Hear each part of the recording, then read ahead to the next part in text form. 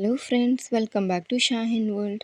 వేడి వేడి అన్నంలో ఈ కొత్తిమీర పచ్చడి కలుపుకొని తిని చూడండి, రుచి అమోఘం అనాల్సిందే. ఈ కొత్తిమీర పచ్చడి తయారీ విధానం ఇప్పుడైతే చూసేద్దాం.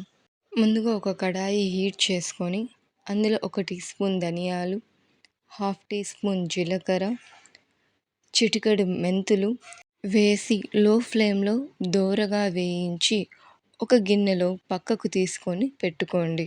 ఈ పచ్చడికి ఈ ధనియాలు అండ్ జీలకర్ర ఫ్లేవర్స్ చాలా బాగుంటుంది.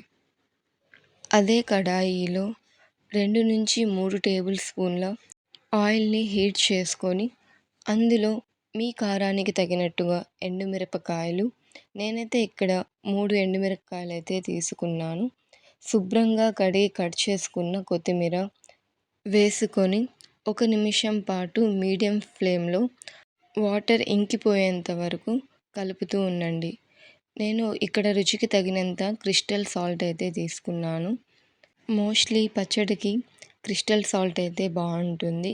కొద్దిగా పసుపుని తీసుకొని అడుగంటకుండా లో ఫ్లేమ్లో కలుపుతూ ఉండండి.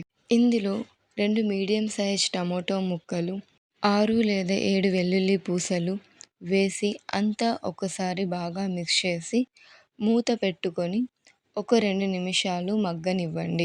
ఈ కొత్తిమీర పచ్చడి చేసేటప్పుడు లో టు మీడియం ఫ్లేమ్లో చేస్తేనే పర్ఫెక్ట్గా కుదురుతుంది. ఒక 3 నిమిషాల తర్వాత మూత ఓపెన్ చేస్తే టమాటో ముక్కలు, కొత్తిమీర అన్నీ మగ్గిపోయాయి. ఈ పచ్చడికి పులుపు కోసం కొద్దిగా నానబెట్టుకున్న చింతపండును వేసి ఒక అర నిమిషం పాటు కలిపి చల్లార్చుకొని మిక్సీ జార్లో ఈ పచ్చడిని వాటర్ వేయకుండా కోర్స్గా గ్రైండ్ చేసుకోండి. ఈ పచ్చడి టేస్ట్ ఎన్హాన్స్ చేయడానికి పోపు కోసం ఒక చిన్న కడాయిలో 1 టీ స్పూన్ ఆయిల్ వేసుకొని అందులో కొద్దిగా ఆవాలు, జీలకర్ర, పచ్చిశనగపప్పు, ఒక ఎండుమిరపకాయ తుంచి వేసుకోండి.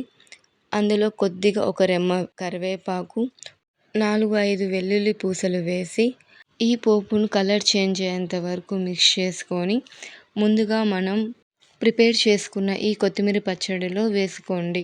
ఈ కొత్తిమీర పచ్చడి పర్ఫెక్ట్ కాంబినేషన్ రైస్తో కలుపుకొని తింటుంటే చాలా టేస్టీగా ఉంటుంది.